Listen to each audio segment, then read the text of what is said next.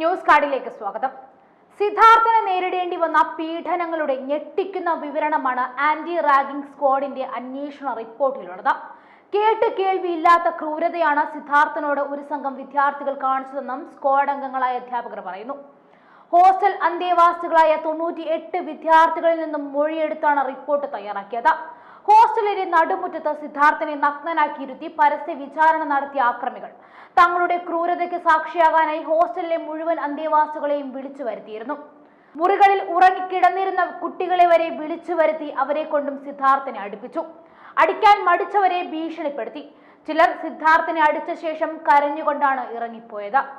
നടുമുറ്റത്ത് മാത്രമല്ല, ഹോസ്റ്റലിന്റെ 21-ാം നമ്പർ മുറി, വാട്ടർ ടാങ്കിന്റെ പരിസരം, ക്യാമ്പസിലെ കുന്ന് എന്നിവിടങ്ങളിലും സിദ്ധാർത്ഥനെ എത്തിച്ച ബെൽറ്റ് കൊണ്ട് മർദ്ദിച്ചു. പലതവണ ചവിട്ടി താഴെയിട്ടു. മുടിയിൽ പിടിച്ചു വലിച്ചു. കവളത്ത് പലതവണ അടിക്കുകയും വയറ്റിലും നെഞ്ചത്തും ആഞ്ഞു തൊഴിക്കുകയും ചെയ്തു. നിലത്തെ അഴുക്കുവെള്ളം തുടപ്പിച്ചു. ഭക്ഷണമോ വെള്ളമോ നൽകാതെയാണ് 3 ദിവസം തുടർച്ചയായി സിദ്ധാർത്ഥനെ പീഡിപ്പിച്ചതെന്നും ഹോസ്റ്റൽ അന്തേവാസികൾ മൊഴി നൽകി.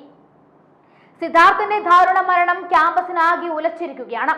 അതേസമയം സിദ്ധാർത്ഥന്റെ അച്ഛൻ പറയുന്നത്, കൂടെ പഠിച്ച 4 പേരും സീനിയേഴ്സും ചേർന്നാണ് മർദ്ദിച്ച് അവശനാക്കി 3 ദിവസം വെള്ളം പോലും കൊടുക്കാതെ പാർപ്പിച്ച ശേഷം കുളിമുറിയിൽ കെട്ടിത്തൂക്കിയതെന്നാണ്.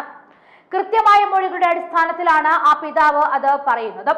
സിദ്ധാർത്ഥന്റെ സംസ്കാരത്തിനെത്തിയ കുട്ടികൾ തന്നെ മാറ്റി നിർത്തി പറഞ്ഞ കാര്യങ്ങളാണിതെന്നും പുറത്തു പറയാൻ അവർക്ക് പേടിയാണെന്നും എന്തെങ്കിലും കാര്യങ്ങൾ പുറത്തു പറഞ്ഞാൽ വെച്ചേക്കില്ല എന്നാണ് അവിടുത്തെ കായികാധ്യാപകർ കുട്ടികൾക്ക് നൽകിയിരിക്കുന്ന മുന്നറിയിപ്പുമെന്നും അദ്ദേഹം പറഞ്ഞു.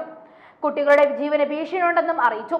അങ്ങേറ്റം ക്രൂരമായി കഴുത്തിലും നെഞ്ചിലും നാവിലും അടക്കം കരിനീലിച്ചങ്ങ് കിടപ്പായിരുന്നു ഒരു സമർത്ഥനായ വിദ്യാർത്ഥിയുടേത്. അവനെ പട്ടിയെ തല്ലുന്ന പോലെ വലിച്ചേഴ്ച ക്രൂരഭേദം ചെയ്യുന്നത് ശവതുല്യം നോക്കി നിന്ന 140 എണ്ണത്തിൽ ഒരെണ്ണത്തിന് ഇപ്പോഴും കമാനൊരക്ഷരം മിണ്ടുന്നില്ല എങ്കിൽ അധികാരത്തിന്റെ ഊക്കിൽ പരമാധികാരത്തിന്റെ പേടിയുടെ ഒരു വലിയ തുരുത്താണ് ഇവിടം. അതൊരു കലാലയമല്ല, നരകമാണ്. ആ നരകത്തിൽ ഒരു വിദ്യാർത്ഥി വിവസ്ത്രനാക്കി പട്ടിണിക്കിട്ട് ഹോസ്റ്റൽ മുറിയിൽ അടച്ച് സാറന്മാരും DC മറിഞ്ഞിട്ടാണ്. കൊലയ്ക്ക് കൊടുക്കാൻ കൂട്ടുനിന്നവരാണവർ. പുറത്താക്കണം അവരെ. പൂക്കോട്ടയിലെ യന്ത്രക്കുട്ടികളെയും കഴിവേറ്റിയ SFIക്കാരെയും പുറത്തേക്ക് വിടാം. സിദ്ധാർത്ഥനായി അലയൊലിക്കുന്ന ഒരു യുവതലമുറ പുറത്ത് കാത്തു നിൽപ്പുണ്ട്. നീതിക്ക് വേണ്ടി പൊരുതുന്നവരുടെ കൈകളാൽ തച്ചുടയ്ക്കണം ആ പേടിയുടെ നരകക്കോട്ട. നവോത്ഥാന കേരളമെന്നും പുരോഗമന കേരളമെന്നും മനുഷ്യാവകാശ ജാഗ്രതയും ഒന്നൊക്കെ വിളിച്ച് അഹങ്കരിക്കുന്ന കേരളത്തിൽ ആശ്രമാമാർ ചോദിച്ച ഒരു തീച്ചോദ്യമുണ്ട്. കൊന്ന് കഴിവേറ്റുന്നതിന് മുൻപ് ഞങ്ങളുടെ കുട്ടിക്ക് ഒരു തരി വെള്ളം കൊടുത്തൂടായിരുന്നു? മനുഷ്യനാകണം, മനുഷ്യത്വം ഉണ്ടാകണം എന്നൊക്കെ ഘോരം പ്രസംഗിക്കുന്ന ഗുണ്ടാ നേതാക്കളെ നിങ്ങൾക്കൊരിക്കലും അവരുടെ കണ്ണീർ കാണാൻ കഴിയില്ല. ഇന്ന് പാതാളത്തോളം താഴെ അവരുടെ മകൻ ഉറങ്ങുമ്പോഴും ചെഞ്ചോര ചുവപ്പ് കലർന്ന കലങ്ങിയ കണ്ണീരുമായി ഒരു നോട്ടം മതി നീയൊക്കെ ദഹിക്കാൻ.